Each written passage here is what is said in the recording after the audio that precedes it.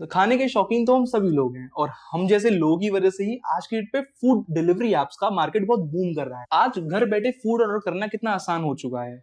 जब चाहो जहां चाहो, चाहे वो करोल बाग में बैठ के मूलचंद के पराठे हो या कुछ और, सब काम एक चुटकी में हो जाता है। पर आज से 16 साल पहले ना तो हमारे देश में फूड डिलीवरी एप्स थी और ना ही स्टार्टअप कल्चर था। उस टाइम शुरुआत हुई एक कंपनी जिसको आज हम जोमैटो के नाम से जानते हैं। तो कैसे एक फूड डायरेक्टरी कंपनी बनी एक फूड डिलीवरी कंपनी और उसके बाद बनी एक यूनिकॉर्न।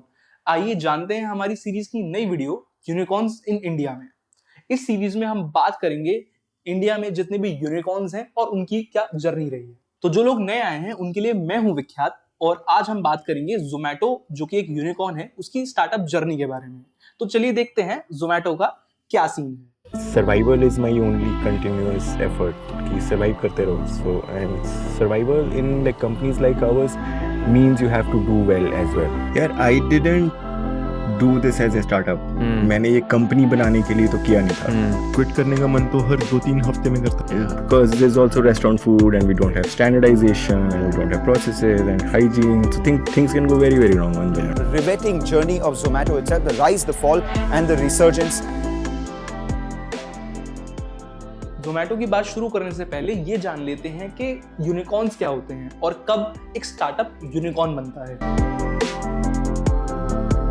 जब एक कंपनी की वैल्यूएशन $1 बिलियन के मार्क को क्रॉस कर लेती है तब वो स्टार्टअप एक यूनिकॉर्न बन जाता है। आज की डेट में इंडिया में 113 यूनिकॉर्न्स हैं जिनकी कंबाइंड वैल्यू $350 बिलियन से भी ज्यादा है। इनमें कुछ कंपनीज जैसे कि ओला, ओयो, ओला इलेक्ट्रिक, जोमैटो, स्विगी और ऐसी कई कंपनीज आती हैं।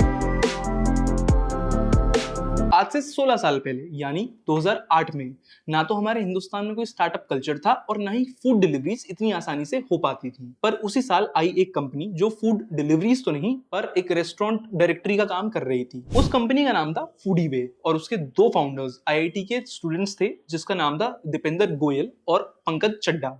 ये कंपनी क्या करती थी कि अपनी वेबसाइट पे जितने भी रेस्टोरेंट्स हैं उनके मेन्यूज अपलोड करती थी और आप वहां से मेन्यूज चेक करके अपने फेवरेट रेस्टोरेंट से खाना ऑर्डर कर सकते थे और इसी के साथ आप इस वेबसाइट पे रेस्टोरेंट्स को रिव्यू भी कर सकते थे। साल 2010 तक फूडीबे एक नॉन फंडेड कंपनी की तरह चलती रही और फिर इसकी वेबसाइट पे ट्रैफिक बढ़ता गया।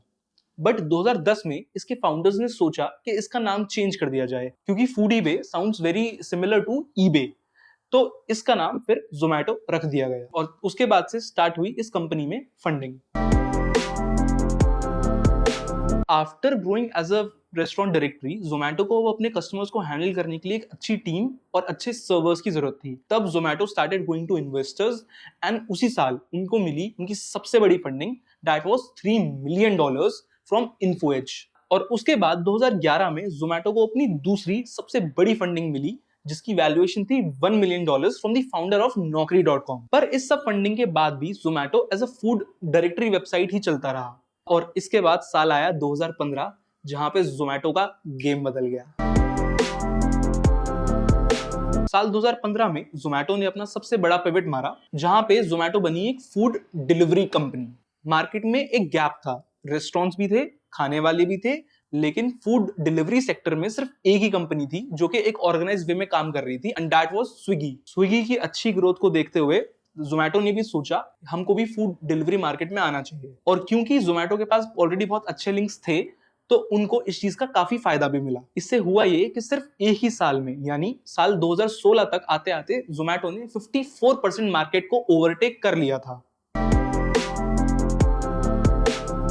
इतनी सारी फंडिंग होने के बावजूद और 54% मार्केट को ओवरटेक करने के बाद भी जोमैटो का यूनिकॉर्न बनने तक का सफर अभी बहुत लंबा था। अगर हम इकोनॉमिक टाइम्स की इस रिपोर्ट को देखें तो साल 2017 में जोमैटो को भारी नुकसान का सामना करना पड़ा जिसके बाद जोमैटो की वैल्यूएशन में भारी गिरावट आई। इतना होने के बाद भी जोमैटो ने हार नहीं मानी और 2018 में $1 बिलियन का मार्क क्रॉस कर लिया और इसी के साथ यूनिकॉर्न बन गई।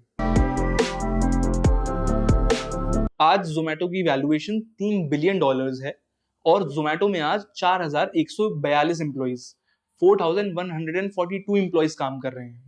जोमैटो हिंदुस्तान में 10,000 शहरों में और ऑल ओवर दी ग्लोब 24 देशों में फूड डिलीवरीज कर रहा है। दिल्ली से शुरू हुई ये कंपनी आज एक ग्लोबल ब्रांड बन चुकी है। मुझे ऐसा लगता है पर्सनली कि जोमेटो की सक्सेस के पीछे उनकी मार्केटिंग टीम का बहुत बड़ा हाथ है। अगर आप इंस्टाग्राम यूजर हैं तो आप देखेंगे कि जोमेटो इंस्टाग्राम पे काफी एक्टिव रहता है, और इसका रीजन ये है कि उनकी जो एक्चुअल ऑडियंस है दैट इज जेन जी, जो हम जैसे लोग हैं, क्योंकि हम लोगों के पास फोन और टेक्नोलॉजी का इतना एक्सेस है कि हम इजिली फूड ऑर्डर कर पाते हैं।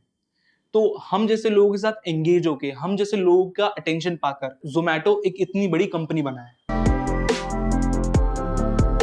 Even after all this success, एक कंपनी को लॉन्ग टर्म सस्टेन करने के लिए चाहिए होते हैं अच्छे कस्टमर रिव्यूज, एक अच्छी कस्टमर सर्विस, और वक्त के साथ जोमेटो इस चीज में थोड़ा सा लैग करने लगा। आज की डेट पे ऐसे कई इंसिडेंट्स होते हैं जिसकी वजह से जोमेटो की कस्टमर सर्विस टीम पर सवाल खड़े होते हैं। बट इस सब के बाद भी जोमेटो अपने सारे कंपटीशन को पीछे छोड़ के इंडिया की नंबर 1 फूड डिलीवरी ऐप बना हुआ है और घर घर फूड डिलीवरीज कर रहा है। जोमेटो की सक्सेस से हम सब लोग ये सीख ले सकते हैं कि अगर आपने ठान ली है कि आप पीछे नहीं हटेंगे तो you will surely make it. तो ये था हमारी नई सीरीज यूनिकॉर्न्स इन इंडिया का फर्स्ट वीडियो।